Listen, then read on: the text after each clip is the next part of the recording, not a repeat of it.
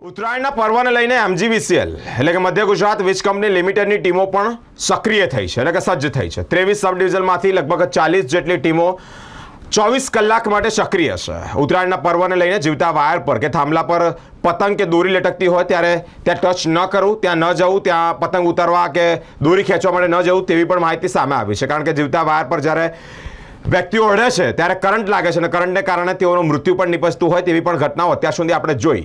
મિત્રો, તે જ અંતર્ગત માહિતી આપવામાં આવી રહી છે। સાથે જ એક રિક્વેસ્ટ, એક અપીલ પણ કરવામાં આવી છે કે કોઈ પણ જીવતા વાયર કે કોઈ પણ થાંભલા પર અડકવું નહીં। 9925208146.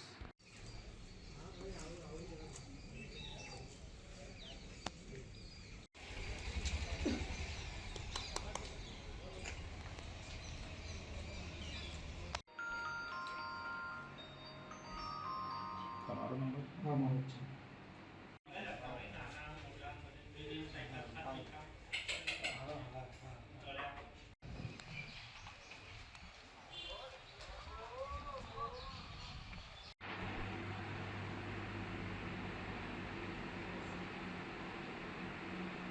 ઉત્તરાયણને ધ્યાનમાં રાખીને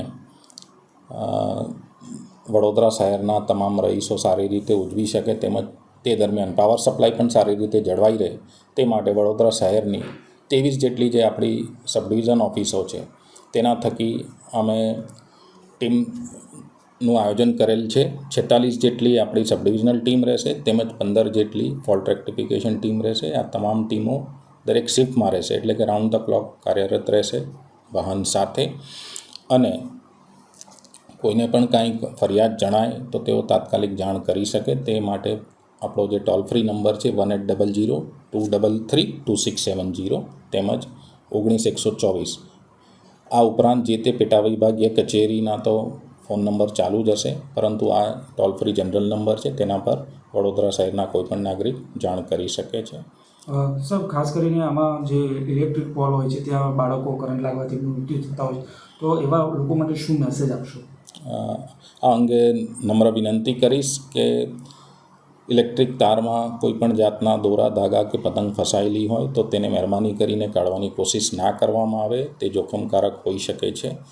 તો દરેક જણ પોતાની પણ સલામતીનું ધ્યાન રાખે તેમજ પોતાને નજીકના ઘરના આજુબાજુ તમામને આ મેસેજ પહોંચાડે કે ઇલેક્ટ્રિક લાઇનમાંથી કોઈપણ જાતની પતંગ કે દોરા ધાગા કાઢવાની કોશિશ ના કરે।